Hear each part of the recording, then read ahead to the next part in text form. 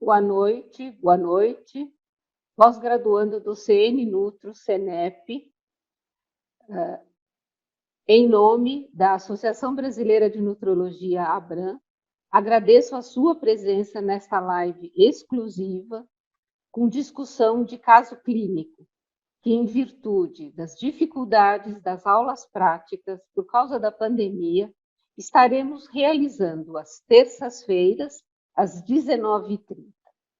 Não deixem de participar para manter seus conhecimentos sempre atualizados.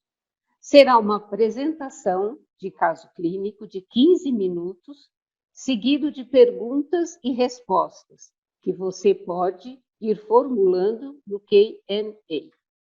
Hoje, quem apresentará o caso clínico de obesidade será o professor Dr. Durval Ribas Filho, que sem dúvida irá acrescentar grandes conhecimentos nutrológicos para você. O professor Dr. Durval Ribas Filho é doutor em medicina pela FAMERP, São Paulo, professor de nutrologia da Faculdade de Medicina da Unifipa, FAMECA, São Paulo, especialista em nutrologia, endocrinologia e clínica médica pelo Conselho Federal de Medicina, e editor científico associado da revista Nutrition and Diabetes, da editora Nature. Dr. Durval, o senhor tem a palavra, pode compartilhar a sua tela. Olá, olá, muito boa noite a todos. Maravilha, vamos tirar daqui. Pronto. Ok. Bem, primeiramente quero agradecer a gentil presença de todos vocês. Nós vamos, em 15 minutos, apresentar um caso clínico de obesidade. E, evidentemente, depois, alguns questionamentos ficaremos à disposição, inclusive para aprender também com vocês, já que muitos têm uma grande experiência nessa área, não é mesmo? Então, esse caso clínico, ele se refere a uma paciente de 57 anos, portadora de obesidade, com a doença psiquiátrica, depressão e síndrome dolorosa miofascial.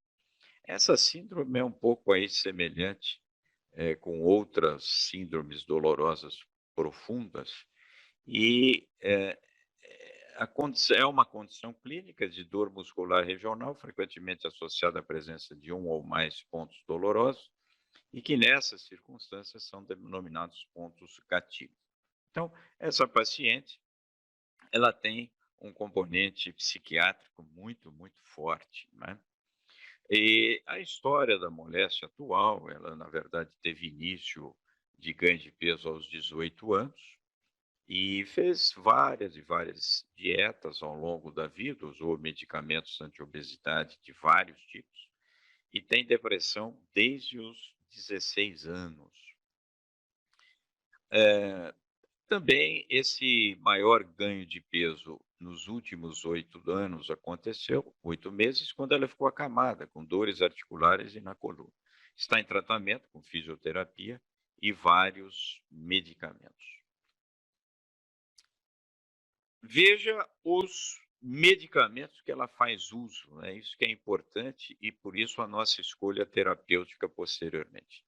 Ela faz uso da Ritalina, vocês lembram da Ritalina, que é o metilfenidato, e que na verdade é uma anfetamina. Lembrando que nós temos no mercado brasileiro derivados anfetamínicos, que nós chamamos de noradrenérgicos, que é dietilpropiona, mazindol, femproporex, mas a Ritalina é efetivamente uma anfetamina. Anfetamina significa que libera na fenda sináptica, né, a dopamina e não a noradrenalina ou outros neurotransmissores. A vortioxetina, que também tudo termina aqui com ina, né, da família da fluoxetina, da sertralina, do citalopram, do escitalopram, da venlafaxina. Basicamente, ele é serotoninérgico, mas ele é multimodular e eu vou mostrar para vocês, porque várias e várias monoaminas participam aí como neurotransmissor desse medicamento vortioxetina. O bromazepam, que é um benzodiazepínico, 3 miligramas 2 vezes ao dia. A amitriptilina, 10 miligramas, uma dose baixa, que a gente até usa em crianças, não é mesmo? Amitriptilina, que é um tricíclico. O zolpidem, que é um hipinoindutor. E a quetiapina, esse sim, um psicotrópico de 25 miligramas. E, além disso, ela usa o DIU e mais estradiol, de reposição hormonal. Ela faz, na verdade, uma reposição hormonal, terapia de reposição hormonal. O exame físico mostra 107 quilos. Olha o índice de massa corporal, 38, pressão arterial levemente, né, poderia estar um pouquinho melhor, a frequência cardíaca, e esse aqui eu acho interessante, que é o índice abdominal pélvico, também chamado de relação abdômen-quadril, onde você pega uma circunferência, né, você pega uma fita métrica e mede o abdômen, mede o quadril, divide 1 por 2, acima de 0,85 para a mulher é gordura visceral, e para o homem acima de 0,95. Então, ela realmente tem gordura visceral. Mas olha o recordatório de 24 horas, ou seja, o que é que, na verdade, ela ingeriu nas últimas 24 horas. Café da manhã, café com açúcar, leite achocolatado, 2 pães com manteiga, às 10 horas uma barra de chocolate, o almoço, 5 colheres de arroz, 3 conchas de feijão, 3 bifes da milanesa, sorvete, sobremesa, 3 copos de refrigerante. À tarde, 2 pedaços de pudim de leite e uma lata de refrigerante. É verdade, a ingesta dela é violenta. Olha o jantar, 2 pratos de macarronada, um bife empanado, um refrigerante e doce de goiaba. E à noite ainda, leite com açúcar, chocolate, 3 bolachas recheadas. Ou seja, ela efetivamente é hiperfágica, não é? Tem uma ingesta calórica altíssima, não é mesmo? Portanto, não há dúvida de que isso está contribuindo de forma significativa para esse ganho de peso corporal. Eu gostaria aqui de recordar para vocês que alguns medicamentos que ela está tomando favorecem o ganho de peso corporal, não é mesmo? Veja os antipsicóticos e peso corporal. Nós temos aqui vários que estão associados a ganho de peso, principalmente a risperidona, o quetiapina, e que poderiam ser trocados pela ziprasidona e pelo aripiprazol. Aripiprazol. Esses medicamentos, em tese, eles não contribuem tanto quanto esses para ganhar peso. E, no caso, ela faz uso, sim, de um medicamento que favorece a ganhar peso e é um antipsicótico que, comparativamente, o ganho de peso ele é significativo, né, a partir do momento que você faz uso desses medicamentos, né? E comparativamente com o placebo. Esse é um trabalho, apesar de antigo, ele foi realizado com a risperidona e a quetiapina e mostrou, sim, que esses medicamentos muito utilizados para bipolaridade, eles favorecem, sim, ao ganho de peso corporal. Esse outro medicamento, a vortioxetina, veja que ele é multimodal, né? Ele tem uma modulação direta da atividade do receptor serotoninérgico, ou seja, ele é serotoninérgico, ele, de certa forma, teria uma atividade aí até serotoninérgica em termos de liberação para a saciedade, mas a modulação dele envolve vários neurotransmissores. Olha só, serotonina, norepinefrina, dopamina, histamina, acetilcolina, GABA, glutamato. Então, ele é efetivamente multimodal. Então, o medicamento que, como está associado a essas substâncias, em tese tira um pouquinho a fome, mas a histamina não é mesmo? Então, não dá para dizer que esse medicamento ele favorece a redução de peso corporal por atividade serotoninérgica que poderia interferir diretamente nos núcleos hipotalâmicos da saciedade, que é o ventro medial. Será? Bem, mas ele tem várias outras substâncias que não. Então, não é um medicamento, e inclusive não é utilizado, não é prescrito como a fluoxetina, a sertralina, especificamente nos casos de pacientes que têm saciedade tardia ou que eventualmente nós utilizamos até para perder peso, né? A fluoxetina, a sertralina principalmente. Existem, vocês sabem também, o citalopram, o escitalopram. O escitalopram, a gente, de certa forma, evita a sua utilização. E principalmente a paroxetina, que é realmente um medicamento diretamente envolvido na fome, as pessoas que tomam ganham peso com o passar do tempo. Então, esses dois medicamentos, a paroxetina, nós não utilizamos em pacientes portadores de obesidade, não é recomendável, né? E o escitalopram, que é menos, mas que também interfere. São dois medicamentos que nós não utilizamos, não é mesmo? Mas continuando então com esse caso clínico dessa paciente que realmente faz uso de vários e vários medicamentos, nós tivemos aí a conduta, uma nutroterapia de 1.500 calorias. Então, vamos lembrar sempre, né, 1.500 calorias, porque evidência científica há, toda dietoterapia, toda nutroterapia com 1.500 calorias faz a pessoa perder peso, 1.200 a 1.500 calorias. A orientação nutrológica é que continue com os medicamentos, né, mas que faça atividade física dentro do possível, principalmente a hidroterapia, faça psicoterapia de apoio e continue com o psiquiatra, né, que está prescrevendo todos esses medicamentos. Foi prescrito, então, a liraglutida, de 3 miligramas em dose escalonada, e foi suspenso, foi pedido para que se suspendesse o estradiol, já que é um medicamento que, em tese, pode contribuir um pouco no seu ganho de peso corporal. Bem, então, nesse caso clínico, nós optamos pela liraglutida. Vocês lembram a liraglutida? Os análogos de GLP-1. O GLP-1, Glucagon-like Peptide 1, ele tem um tempo de duração após sua ingesta alimentar em torno de 2 minutos apenas.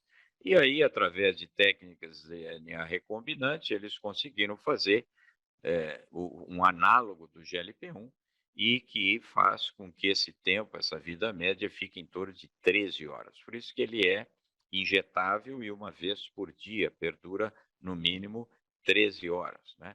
A vida média dele é 13 horas, quer dizer que ele ficaria mais ou menos 26 horas aí na corrente sanguínea. Os efeitos metabólicos do GLP-1, eles aumentam a saciedade, diminuem a fome e também, não por acaso, ele foi diretamente desenvolvido para os pacientes portadores de diabetes, por isso que ele regula, né, de forma glicose dependente a secreção de insulina e a secreção de glucagon. Estimula a secreção de insulina e diminui a secreção de glucagon, além de contribuir para reduzir o esvaziamento gástrico. Ele tem uma ação hipotalâmica? Sim. Esse estudo, por exemplo, foi feito em ratos e ele mostra que ele tem uma ação aqui nesses núcleos supraótico, ele tem uma ação muito interessante nesse núcleo paraventricular e principalmente aqui no núcleo arqueado. Lembrando, então, que o núcleo arqueado, não é, que está ali no hipotálamo, na base do terceiro ventrículo, é onde nós temos a coexpressão de neurônios, de neuropeptídeos do tipo orexigênico e anorexigênico. Os anorexigênicos, que é a proópio melanocortina, e o CART, transcrito liberador de anfetamina e cocaína. E tem o orexigênico, que é um neuropeptídeo Y, a proteína do AGUT. Então, é evidente que a liraglutida, ela age nesses núcleos hipotalâmicos e ela estimula a própria melanocortina e o CART, ou seja, interfere para que a pessoa tenha menos apetite e mais saciedade, e, de certa forma, inibe o neuropeptídeo Y, a proteína do agute, ou seja, indiretamente faz com que não haja estímulo para que você possa procurar mais a comida. Em tese, ele favorece para mais saciedade. Então, a lira ela é muito útil nesses casos, é dose dependente. Esse estudo ele mostra 1.2, 1.8, 2.4 e 3, e mostrou sim que realmente quando é de 3 miligramas, os efeitos são mais interessantes na redução de peso corporal. Mas existem muitos pacientes que respondem bem a 0.6, a 1.2, 1.8, 2.4, não somente a 3 miligramas. Mas a dose sempre deve ser escalonada, né? Sempre iniciando com 0,6, depois 1,2, 1,8, 2,4 e 3, via subcutânea, uma vez ao dia, preferencialmente antes do jantar, até atingir essa dose de 3. E, às vezes, tem pacientes que realmente com 1,8, 2,4 respondem muito, muito bem. Né? Essa é a liraglutida, é o Saxenda, que é o nome comercial que nós temos aqui no Brasil. Aí a pergunta é, bem, mas por que Saxenda? Porque ele tem segurança neuropsiquiátrica. Por quê? Bem, esse estudo, por exemplo, relacionou a lira para controle do peso, um estudo randomizado, estudo controlado, e ele mostra a lira, quando comparado com o placebo, que há uma semelhança muito grande em desordens psiquiátricas, 13 e 15, depressão, 9 e 10, suicídio, autodestruição, ansiedade, 7, 7,8, enfim. Ele mostra que é muito semelhante ao placebo e, portanto, a lira tem segurança que pode ser utilizado nesses casos. Esse outro estudo, por exemplo, relacionado a transtornos psiquiátricos do sistema nervoso combinados e relatados durante o tratamento, veja uma semelhança muito grande da lira com o placebo. 11 e 10, né? Na depressão, 2 e 2. Ou seja, ele tem sim uma segurança neuropsiquiátrica no tratamento desses pacientes psicóticos, desses pacientes que têm bipolaridade, tá certo? Bem, essa paciente, então, ela teve um retorno mensal, após 9 meses, uma redução de peso corporal significativa durante esse período, atingindo, inclusive, um índice de massa corporal de 27. Então, teve uma redução boa, significativa, em 9 meses, e ela ficou, então, com sobrepeso, né? Foi suspenso o estradiol, melhorou muito física e psiquiatricamente, reduziu os medicamentos, suspendeu a amitriptilina. Na prática clínica, a gente observa que a amitriptilina, acima de 50, 75, é que efetivamente contribui para ganho de peso corporal. E suspendeu a quetiapina, que esse sim é o medicamento diretamente envolvido em ganho de peso corporal. E ficou com a ritalina. Lembrando que a ritalina é anfetamina. Se é anfetamina, ela contribui para a redução da fome. Ela diminui a fome, ela age, ela libera na fenda sináptica a dopamina, que por sua vez age diretamente nos núcleos hipotalâmicos da fome, que é o núcleo lateral. Continuando, essa paciente, então, de repente, começou a ter dor no hipocôndrio direito, principalmente tendo esse ponto cístico doloroso ao exame. Foi feito um ultrassom e mostrou calculose biliar e foi submetida, então, à colicistectomia. E é interessante que a gente observe esses eventos hepatobiliares pós perda de peso. Não é só com a liraglutida, não. Todas as vezes que há uma redução de peso significativa e muitas vezes até rápida, há uma tendência a um aumento dos eventos hepatobiliares. Então, é muito comum, sim, cólica biliar, muitas vezes a formação dos cálculos biliares e muitas vezes a necessidade de se fazer a colicistectomia.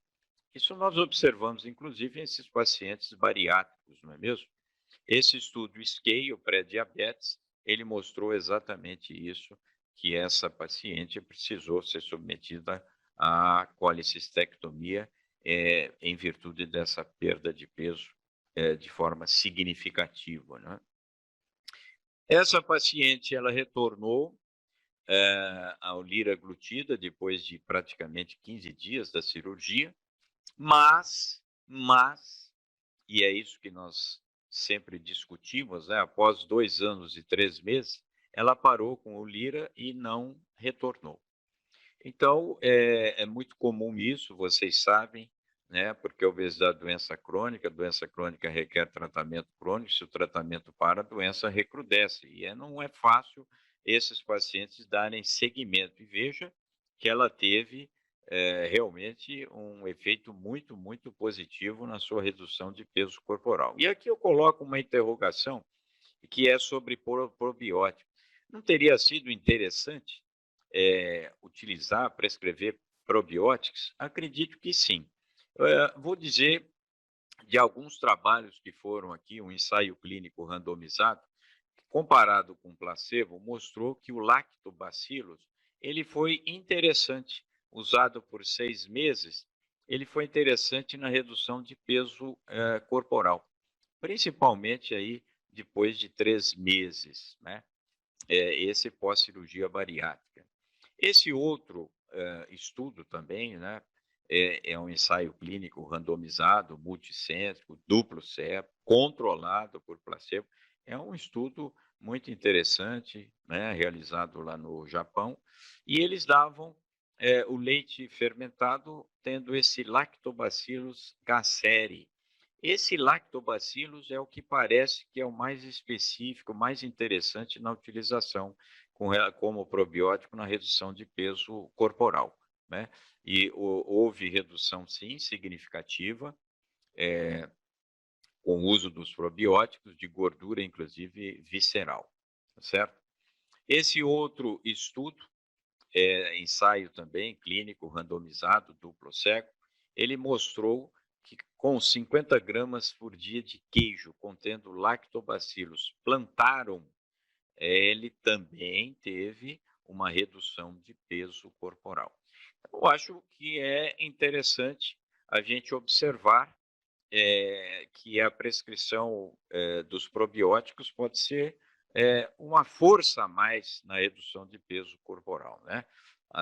Os probióticos, as bactérias do bem, olha só o efeito são vários estudos, tá? E eles mostram, sim, que realmente é pouco, sim, mas eles mostram que os estudos de que essa revisão sistemática e meta-análise randomizada, trial controlado, vários e vários estudos, né, que há uma redução, é pequena, sim, outros estudos, mas que tem redução de peso corporal. Então, é só uma observação para vocês com relação à utilização, que às vezes passa desapercebido de que a gente não usa probióticos e pode ser utilizado. Ninguém vai ter milagres com os probióticos, mas é uma boa ajuda, lembrando que os obesos eles têm uma predominância dos firmicutes e não das bacteroidetes. Qual é a conclusão? Redução significativa do peso corporal, melhora da doença psiquiátrica, prescrição de agente farmacológico, liraglutida, que atua no sistema nervoso central, mas com segurança neuropsiquiátrica, e tivemos esse evento adverso biliar provocado pela perda de peso. Qual é o desafio? Esse é o desafio, é a continuidade para a manutenção do peso perdido. Então, é um caso clínico relativamente simples, mais complexo, em que eu quis trazer para vocês, evidentemente, aí para discussão, fiquem à vontade, perguntas que a doutora Márcia estará aí conosco. Vamos aqui interromper, então, o compartilhamento para responder os questionamentos. Tá? Muito obrigado aí a vocês pela atenção. E como nós falamos anteriormente, esse é um evento de praticamente 15 minutos de apresentação do quadro clínico e 20 de perguntas e respostas, de forma semelhante aos 35 minutos que nós temos das aulas lá no CNNutro e no CENEP, não é mesmo, doutora Márcia? Muito bom, doutor Durval, um assunto super interessante, obesidade, e nós temos uma praticamente pandemia de obesidade também. Então, nós temos aqui a pergunta da doutora Giovana. Qual o intervalo de tempo ideal para o escalonamento da dose da liraglutida? Olha, o intervalo ideal, e por isso que é importante a gente individualizar, né? Na bula ou nas orientações que nós recebemos dos laboratórios, normalmente se diz, olha, durante uma semana você utilize 0,6 miligramas, mais outra semana 1,2, na outra 1,8, na outra 2,4 e a partir da quinta semana 3 miligramas. Na prática, não. Na prática, você vai fazer esse escalonamento de acordo com o paciente. Eu acho muito importante isso. Nós temos pacientes, por exemplo, que às vezes ficam 3 semanas tomando 1,2, está sentindo bem, está perdendo peso. Outros se adaptam com 2,4. É lógico que com 3 é o que, em tese, o resultado é melhor. Isso todos os estudos mostraram, inclusive o Scale, mas eu acho importante que a gente tenha essa visão, que é a individualização do paciente. Pois não, doutora Márcia? Mais alguma pergunta? Sim, temos várias perguntas, muitas perguntas aqui.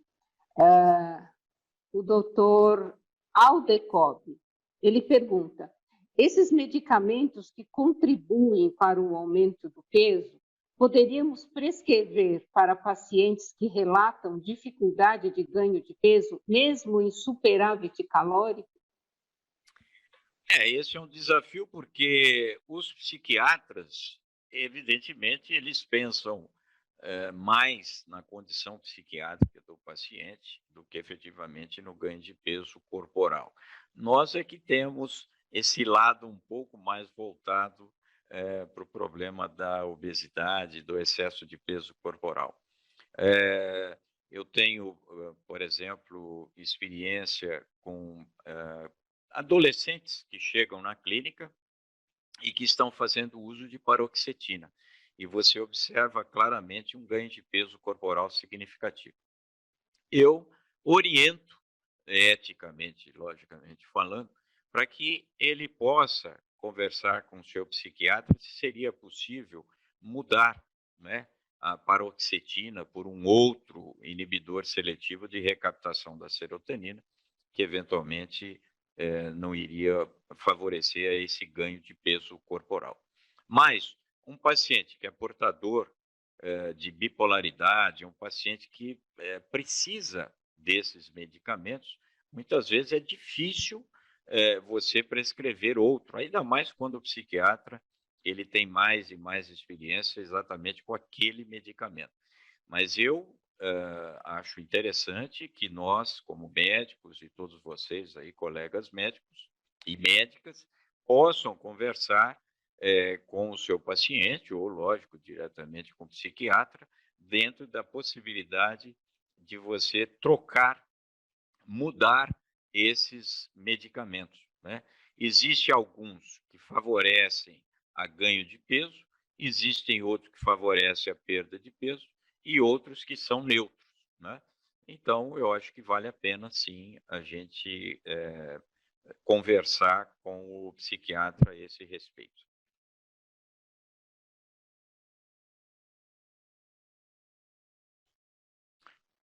Pois não, doutora Márcia?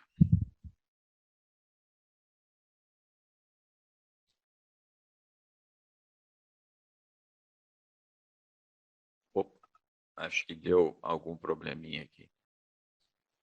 Bem, aqui tem uma pergunta, e que eu estou vendo aqui, se eu posso, doutora Mariana, eu posso usar o Ozempic ou Trulicity, dose semanal, ao invés de Saxenda diária? Olha, pode, com certeza. O Ozempic, a semaglutida, ele não é, assim como o Trulicity, eles não são on-label, são off-label. Eles, na verdade, foram direcionados para diabetes, não é? Então, não que eles não possam ser prescritos, tá? O off-label não é um medicamento proibido, não é? Ele só não consta em bula porque ele não foi desenvolvido com esse propósito, tá certo?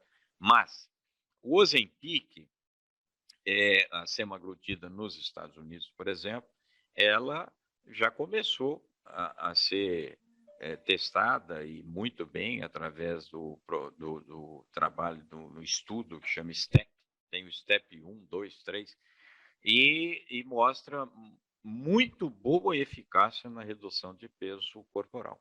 Então, esses medicamentos, eles podem ser utilizados semanalmente.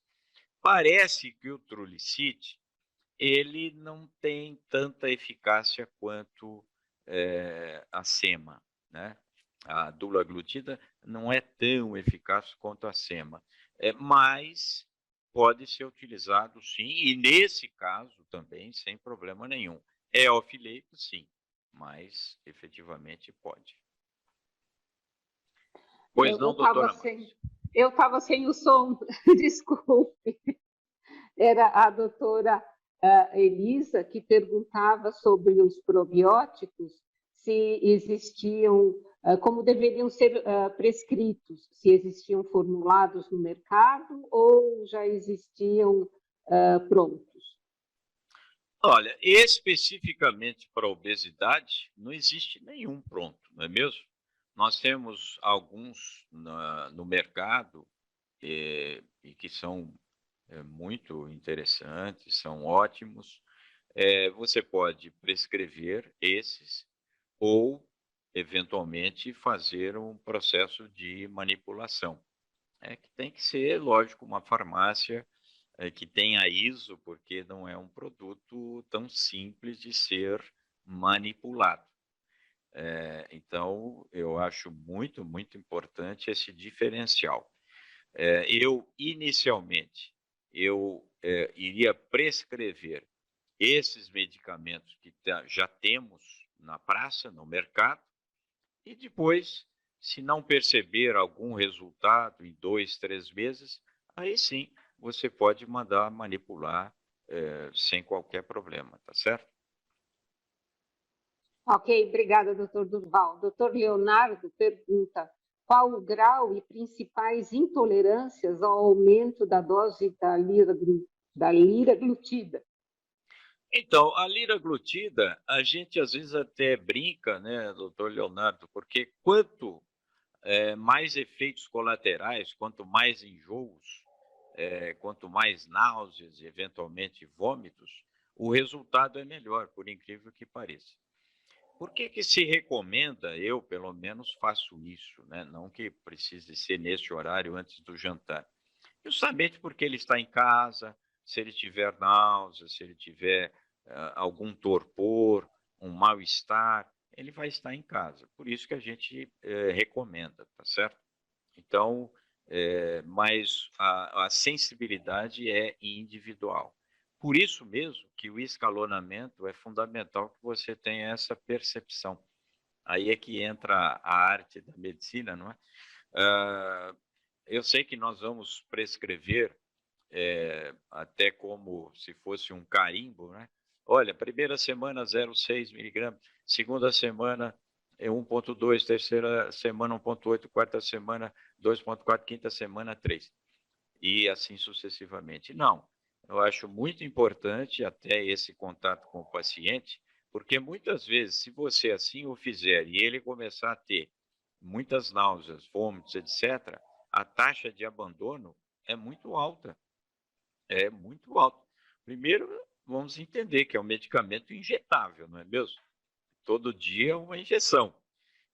Não é todo mundo que gosta muito disso. E segundo, a gente tem que entender também que é um medicamento caro, eu acho muito importante que a gente saiba disso, é um medicamento caro. E, e terceiro, a adesão do paciente vai depender do seu quadro clínico, de efeitos colaterais. Então, o monitoramento é muito, muito importante. Doutor Durval, nós temos muitas perguntas. E dando continuidade aqui. A doutora Lívia pergunta, a partir do momento que o paciente atinge o alvo de perda de peso corporal com IMC adequado, deve-se manter a liraglutida? Se sim, por algum período definido, se não, deve ser substituído por algum outro fármaco? E uma outra pergunta, assim, o escalonamento para o desmame da liraglutida, como deve ser feito? Existe? Olha, doutora Lívia, é o seguinte, não é fácil, né, você manter por períodos muito longos, né, tipo mais de 2 anos, o uso desses medicamentos, não é mesmo? É só a gente imaginar durante 2 anos fazer uso aí de uma injeção. Mas os pacientes, como eles perdem peso, eles se sentem melhor autoestima, e você, logicamente, monitorando, incentivando, estimulando, certamente ele vai se adaptar com certeza. Agora, o escalonamento, a retirada, o que os estudos mostram, principalmente o Scale, é que seria mais ou menos em 2 anos que eles fizeram isso. E como é a retirada? A retirada, ela é gradual, da mesma forma como você introduziu. Ou seja, gradativamente. Em tese, você fez uma dose de ataque, 3 miligramas, e depois você faz uma dose de manutenção. Mas é possível eu fazer uso por exemplo, 3 vezes por semana, 2 vezes por semana, 1 vez por semana? É possível, é possível. Não existe uma contraindicação. Não existe ainda um estudo que fez isso. E nem vai existir. Mas a medicina, até comprovação científica, demora até o estudo terminar. Mas a observação clínica é fantástica, é fundamental também, não é mesmo? Então, você pode ter essa estratégia, sim, com certeza. Tá? Mais uma pergunta. O doutor Leonardo, existem casos de hipoglicemia sintomática relacionado ao uso da lira? Como abordar a dietoterapia? Eu achava até que não existia, tá? Mas eu percebi que tem um outro paciente, eu não sei se é uma hipoglicemia ou se é aquele torpor, aquele mal-estar, tá certo? Que a pessoa sente. Mas a gente percebe que os análogos de GLP-1, né, logicamente por atuar diretamente ali na insulina, eles podem causar de alguma forma esse mal-estar, que pode ser um certo grau de hipoglicemia. Mas eu não vi nada assim significativo, algo que o paciente dissesse, olha, não vou mais tomar o medicamento porque estou me sentindo muito mal. Né? Por isso eu repito e insisto, eu acho melhor sempre a gente fazer isso, usar antes de uma grande refeição, preferencialmente antes do jantar. Bom, eu acho que nós temos ainda muitas perguntas, doutor Durval, mas para respeitar o nosso tempo, né? Eu acho que nós Você quer mais uma ou duas, não tem problema. podemos Olha, continuar? 20h17, é para terminar às... Seria às Mas 8 pode, e pode. A não 20 e ser que os... 15. A doutora Cristina, há alguma forma de diminuir os enjoos com o uso? Aqui ela fala do Saxenda ou da liraglutida. Não. Você pode usar, lógico, o famoso Ivonal sem problema nenhum, tá? Não há nenhuma interferência. Essa sensibilidade é individual, tá certo? Nesse caso, por exemplo, poderia concomitante usar a metformina? Lógico, poderia sim, não teria problema nenhum. Mas a metformina, em tese, 30% das pessoas, 25%, tem algum efeito gástrico, gastrointestinal quando usa a metformina. Eu já tive vários pacientes, vocês também já devem ter tido, que apesar da metformina, todos os guidelines é o primeiro ADO que a gente tem que usar, o primeiro antidiabético oral, mas lamentavelmente tem pessoas que não há como. E agora eu imagino, você usa uma metformina e concomitante um paciente que está usando esse análogo de GLP-1 e tem náuseas e vômitos, etc., é uma junção e que aí sim não é recomendável, não é mesmo? Então é melhor evitar, apesar que a metformina é um santo remédio, não é mesmo? A doutora Ana Cláudia, como a paciente foi classificada como hiperfágica, o Orlistat mais sibutramina seria uma opção em termos de segurança para essa paciente, considerando a limitação na aquisição da liraglutida? Não, aí nesse caso a sibutramina não é uma boa indicação. Para esses pacientes que realmente fazem uso de psicotrópicos, não é uma boa indicação, tá? O Orlistat, lógico, sem problema nenhum. Pode, deve, também é um excelente coadjuvante. Ninguém vai achar que vai fazer com que o seu paciente tenha uma redução de peso corporal de forma significativa usando o Orlistat. Os pacientes, lembra que tem de 120, de 60, você até pode mandar manipular de 60 miligramas e usar todos os dias, porque a maioria dos pacientes que fazem uma dietoterapia restritiva, a formação do bolo fecal vai ser muito menor e, consequentemente, vai ter constipação intestinal. Então, o Orlistat é um bom medicamento, ele pode ser um auxiliar. Mas a sibutramina, que ela também não atua só, não é só serotoninérgico, não é mesmo? Ela, além da serotonina, ela também tem aí um certo grau de ativação da dopamina na fenda sináptica, né, e da noradrenalina. Então, age não só em uma monoamina, quer dizer, são essas três, e sistema nervoso central, consequentemente, não é recomendável para um paciente psicótico, um paciente portador dessa doença psiquiátrica e dessa gravidade, principalmente depressão, não é mesmo?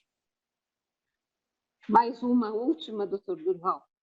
Doutora Isabela, qual a dose usada para o Ozempic? Vai aumentando gradativamente com uma liraglutida? O Ozempic, ele tem de 0,25, ele tem de 0,5, ele tem de 1. Só que o escalonamento, ele é mais longo, tá?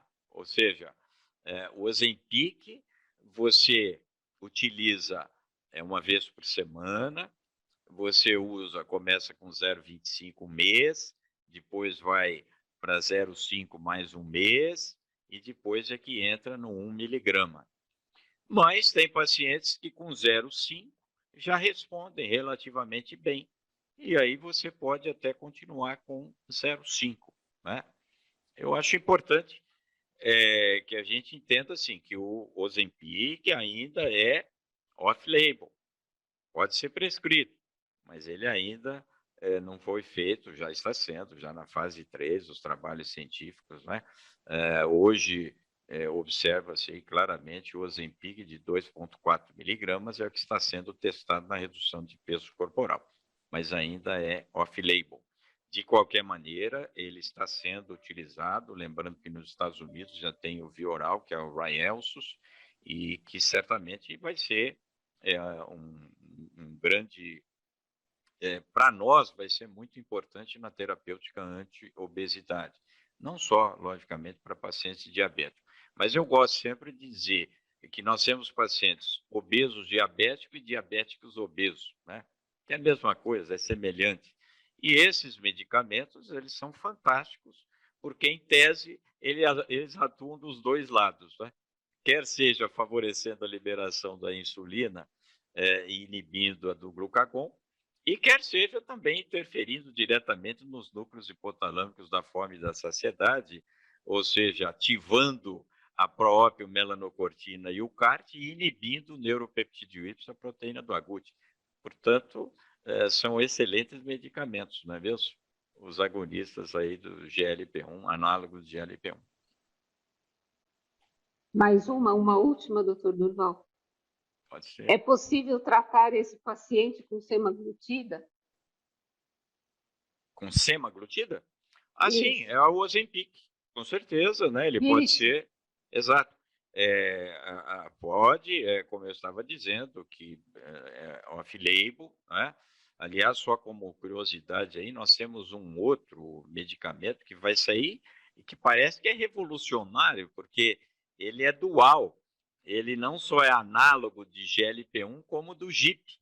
Então, certamente, esse medicamento, o tirzepatide, ele vem aí para ocupar um espaço maravilhoso, não só no que se refere à redução de peso corporal, como também ao controle do paciente portador de diabetes tipo 2. Né? Então, vamos encerrando, chegamos no nosso tempo e agradecemos a você, pós-graduanda do CNNutro, do CENEP, agradecemos o Dr. Durval com esse bonito caso clínico e com essas respostas que nos esclareceram cientificamente, nutrologicamente, dando vários conhecimentos científicos aos nossos pós-graduandos e lembrando que todas as terças-feiras nós teremos essa discussão de caso clínico. Então, estejam sempre ligados, preparados e anotem na sua agenda. Obrigada, doutor Durval, obrigada a vocês que participaram desta noite, desta live. Eu que agradeço, muitíssimo obrigado a vocês aí, pós-graduandos, nossos colegas médicos aí do CNNutro, do CENEP, muitíssimo obrigado por estar aí conosco. Espero que a gente possa ter, de alguma forma, contribuído, e lógico que ao longo do ano todo nós estamos falando sobre esses temas, repetindo, e certamente no curso presencial nós estaremos tranquilamente ensinando como prescrever de forma até mais aguda. Mas, de qualquer maneira, agradeço muito a gentil presença de todos vocês, desejando a todos muito boa noite e muita saúde nutrológica, não é, doutora Márcia? Isso. Boa noite, doutor Durval. Obrigado a todos que estiveram conosco. Até a próxima terça-feira.